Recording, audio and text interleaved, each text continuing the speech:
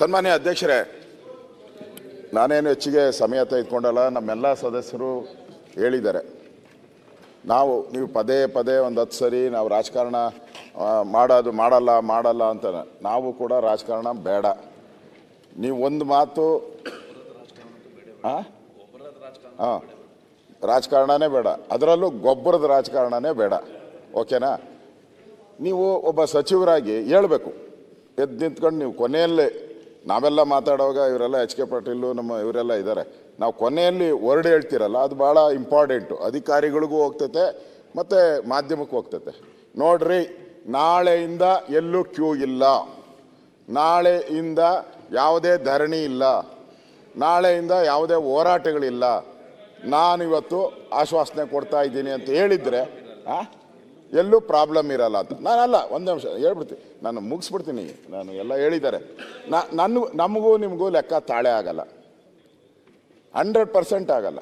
ಯಾಕಂದ್ರೆ ನಮ್ಮ ಬೆಲ್ಲದ್ದು ಹೇಳಿದ್ರು, ವಿಜಯೇಂದ್ರ ಅವರು ಹೇಳಿದ್ರು, ಎಲ್ಲದಕ್ಕೂ ನಾನು ಎಲ್ಲ ತಂದಿದ್ದೆ. ನಮ್ಮ ಹೇಳಿದ್ರು, ಇಲ್ಲ ನೆನ್ನೆ ಎಲ್ಲ ನೀವು ಮಾತಾಡಿದರೆ ಇವತ್ತು ಮಾತಾಡಬಾರ್ದು ಅಂತ. ಅದಕ್ಕೆ ನಾನು ಮಾತಾಡಿಲ್ಲ.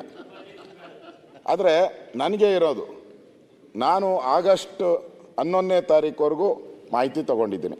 ಅದರಲ್ಲಿ ಯೂರಿಯಾ 96,000 ಮೆಟ್ರಿಕ್ ಟನ್ ನಿಮ್ಮ ಹತ್ರ ಇದೆ, DAP 66,000 ಮೆಟ್ರಿಕ್ ಟನ್ ಇದೆ, NPK 3.50 ಲಕ್ಷ ಮೆಟ್ರಿಕ್ ಟನ್ ಇದೆ. ಇಷ್ಟಿದೆ ಅಂತ ನಮಗಿರೋಂಥ ಮಾಹಿತಿ. ಇಷ್ಟಿದ್ರೂ ಕೂಡ ಈ ಕಾಳಸಂತೆ ವ್ಯವಹಾರಗಳು ಪತ್ರಿಕೆಯಲ್ಲಿ ಬರ್ತಾ ಇದೆ, ಮತ್ತು ಕೇರಳಕ್ಕೆ ಸಾಗಿಸ್ತಾ ಇರೋದು ಬರ್ತಾ ಇದೆ. ಡೈವರ್ಷನ್ ಇಷ್ಟೆಲ್ಲ ಆಗ್ತಾ ಇದೆ. ಇದನ್ನು ನೀವು ಹೇಳ್ಬಿಡ್ತೀನಿ, ತಡೆಗಟ್ಬಿಟ್ಟಿದ್ರೆ ಮುಗಿದೋಗಿತ್ತು.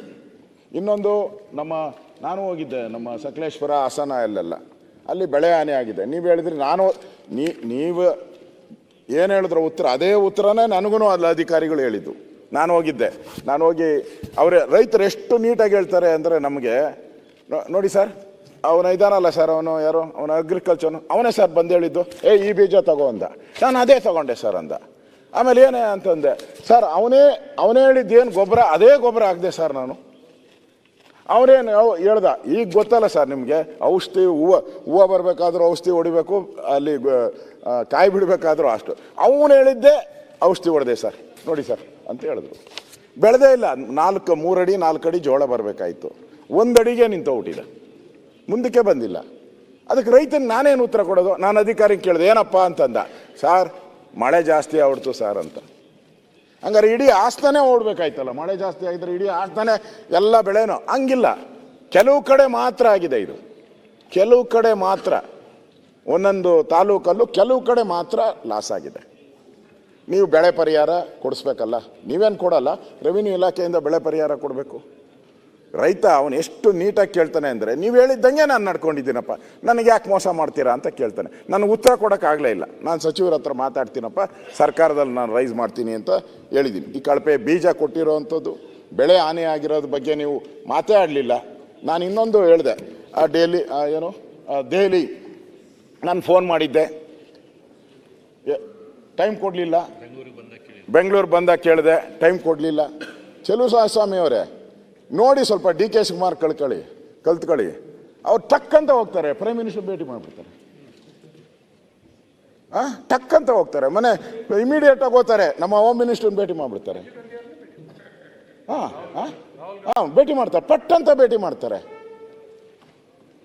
ಅಲ್ಲ ಅವ್ರಿಗೆ ಆ ಟೆಕ್ನಿಕ್ ಇರಬೇಕಾದ್ರೆ ನಿಮ್ಗೆ ಯಾಕೆ ಆ ಟೆಕ್ನಿಕ್ ಇಲ್ಲ? ಅಲ್ಲ ನೋಡಿ, ಇದು ಕಾಮನ್ ಸೆನ್ಸು. ನಿಮಗೂ ಭಾಳ ಸೋಮಣ್ಣ ದೋಸ್ತು, ನಿಮಗೂ ಒಂದೇ ದೇವ್ರ ಹತ್ರ ಓದ್ತೀರಾ, ಒಂದೇ ಸ್ವಾಮಿ ಹತ್ರ ಓದ್ತೀರಾ, ದಿನ ಕೂತಿರ್ತೀರಾ. ಅವು ವರ ಕೊಡೋವ್ರಿಗೆ ಈಚೆನೆ ಬರಲ್ಲ. ಇಬ್ಬರು 3 ಜನನು ಖರ್ಗೆ ಅವರು 3 ಜನ, ಅವರು ಸೋಮಣ್ಣ ಇಬ್ಬರು ಒಂದೇ ಗುರುಗಳ ಹತ್ರ ಹೋಗೋದು. ಅವರು ಬರೀತಾರೆ, ಅದು ದೇವರು ಬರೀತಾರೆ, ಬರೆದು ಅದು ಆಚೆ ಬರೆಯೋವ್ರಿಗೆ ಇವ್ರು ಆಚೆ ಬರಲ್ಲ. ಅಷ್ಟಿರೋವಾಗ ನೀವು DK ಆ ಫಾರ್ಮುಲಾನ ಉಪಯೋಗ ಮಾಡ್ಕೊಂತಾರೆ. DKಗೆ ಆ ಟೆಕ್ನಿಕ್ ಇದೆ. ನೀವು ಡೆಲ್ಲಿಗೆ ಹೋಗಿ ಕೂತ್ಕೊಂಡು ಈ ಕೆಲಸ ಯಾಕೆ ಮಾಡಲಿಲ್ಲ? ಬೇರೆ ಸಂದರ್ಭದಲ್ಲಿ ಡೆಲ್ಲಿಗೆ 100 ಸಾರಿ ಓದ್ತಿರಲ್ಲ.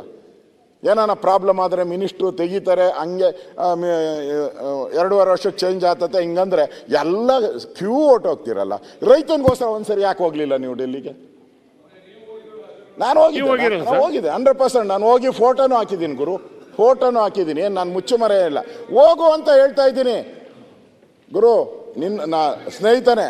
ಅದಕ್ಕೆ ಹೋಗಿ ನೋಡಿ, ಕೇಂದ್ರ ಯಾರೇ ಇರ್ಬೋದು, ನಾನು ಒಂದೇ ನಿಮಿಷ, ನಾನು ಕೇಂದ್ರ ಸಚಿವರ ಹತ್ರ ಜೈಪಾಲ್ ರೆಡ್ಡಿ ಅವರಿದ್ದಾಗ ನಾನು ಜೈಪಾಲ್ ರೆಡ್ಡಿ ಅವ್ರನ್ನ ನಾನು ನೆನೆಸ್ಕೊತೀನಿ. ಇಡೀ ದೇಶದಲ್ಲಿ ಅಷ್ಟು ದುಡ್ಡು ಕೊಟ್ಟಿಲ್ಲ, ಟ್ರಾನ್ಸ್ಪೋರ್ಟಲ್ಲಿ ಅಷ್ಟು ದುಡ್ಡು ಕೊಟ್ಟರು ನನಗೆ.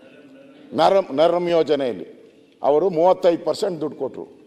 ನಾನು ಕರ್ನಾಟಕದಲ್ಲಿ ನಾವೊಂದಷ್ಟು ದುಡ್ಡು ಹಾಕಿ ಇವತ್ತು ಇಡೀ ರಾಜ್ಯದಲ್ಲಿ ಒಂದು ಬಸ್ ಸ್ಟ್ಯಾಂಡ್ಗಳನ್ನು ಕಟ್ಟಿದಿರಿ, ಹೈಟೆಕ್ ಬಸ್ ಸ್ಟ್ಯಾಂಡ್ಗಳನ್ನು ಕಟ್ಟಿದಿರಿ.